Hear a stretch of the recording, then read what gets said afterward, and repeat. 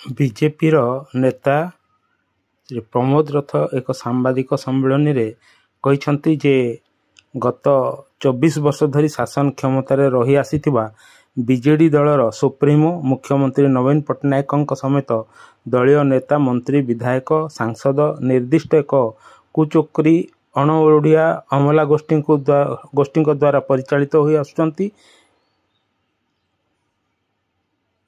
यही अभियोग परिपुष्ट है जितेबाला भी कार्तिकेयन पांड्यान को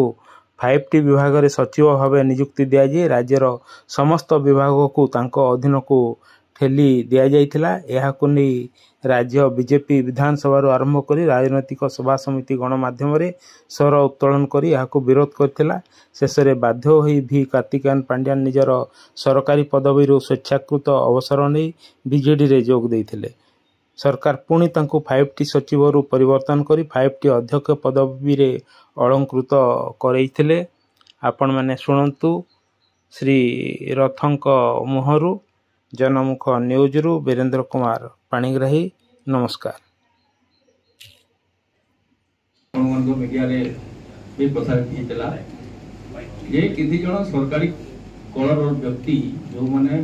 शासक दल को साहाय्य करते इलेक्शन कमिशन एक्शन नहीं तार उपरे विशेष भाव में लोकलोचन को आनवाई बर्तमान मुझे प्रेसमिट दायित्व मानस बक्सी भाई को दूँ। नमस्कार। दीर्घ 5-6 दिन अंतराल पर आज बीजेपी वार रूम को आपण समस्त मुख्य विषय रखा लगी आम संगे अच्छा भारतीय जनता पार्टी वरिष्ठ सदस्य डॉक्टर प्रमोद रथ आम संगे अच्छा संबलपुर जिला मीडिया प्रभारी संजय कुमार षडंगी सोमेश्वरी मंडल सभापति तथा बीजेपी वरिष्ठ नेता शंभु बरलिया भाई मुई मानस रंजन बक्सी क्षेत्रीय गणमाध्यम निश्चित भाव में भारत वर्ष में 7टा चरण रे निर्वाचन होउछे एवं ओडिशा रे 4, 5, 6, 7 नंबर फेज रे इलेक्शन हला 4, 5 पर 6 नंबर फेज रे आमे वोटिंग कला 25 इलेक्शन कमिशन के जो एक्शन हला डीएस कुट्टे के ऊपर आशीष सिंह के ऊपर पूरा पूरी सफा परिष्कार भाव जना पड़ुची। आशीष सिंह किभली भाव में विभिन्न थाना को लेकरी तहसीलदार को लेकिन समस्त को डराउते धमकाउते जदि आपण अंचल बीजेडी भल न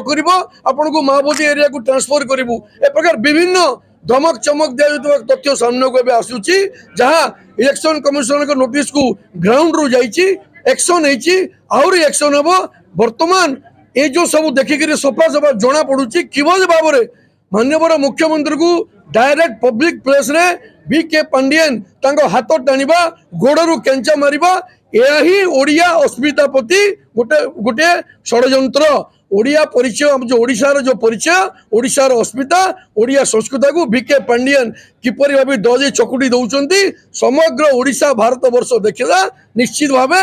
ओडिशार जनसाधारण यहाँ पर संज्ञान नेबे एवं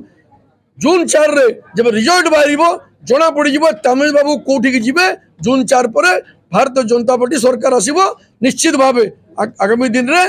सबू प्रकार कार्यानुष्ठान ग्रहण करा जीवो।